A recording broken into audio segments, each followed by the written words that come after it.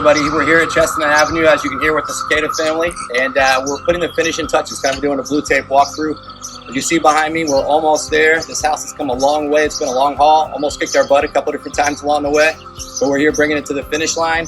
Open houses all weekend, and I wanted to give you a quick update on the portico, the shutters, the new paint, new light fixtures, and you see here also a brand new sidewalk, brand new sod. This house was an ugly duckling when we bought it. We'll kind of loop in some of the before photos. You can see the transformation. Excited to bring you the finished product this weekend. We've got open houses Thursday, Saturday, Sunday. Come inside with me and check out some of the interior finishes.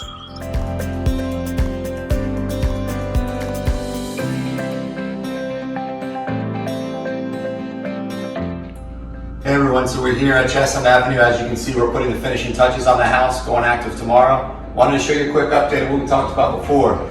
We opened up two walls where I mentioned before, both low bearing. We ended up with the steel beam here and quad LVLs over here on this side. And the reason we did that, because these old houses were so compartmentalized, so closed off. This was a formal living. To my left here was a formal dining. And this was a tiny, tiny little galley kitchen that was a third of the size. Now what you get when you walk in is natural light.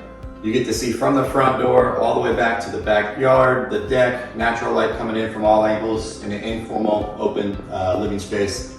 Excited to bring it to market this weekend. Come check it out.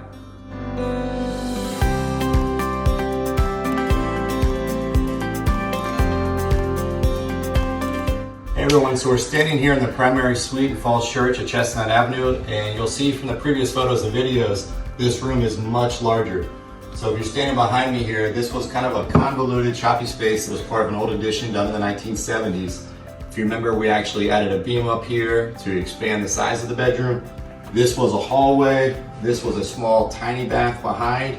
And this was almost a nursery, kind of a small office space, but you had to go through two rooms to get it. As you can see now, we've got a big 15 by 15 primary suite. We've got a huge walk-in closet. And by reconfiguring the space, we're able to get a true primary bath with double vanities, great storage, walk-in shower, white marble, and it's just a much more functional, true primary suite, which is what our buyers are looking for these days. Looking forward to show you the finished product, and we'll see you soon.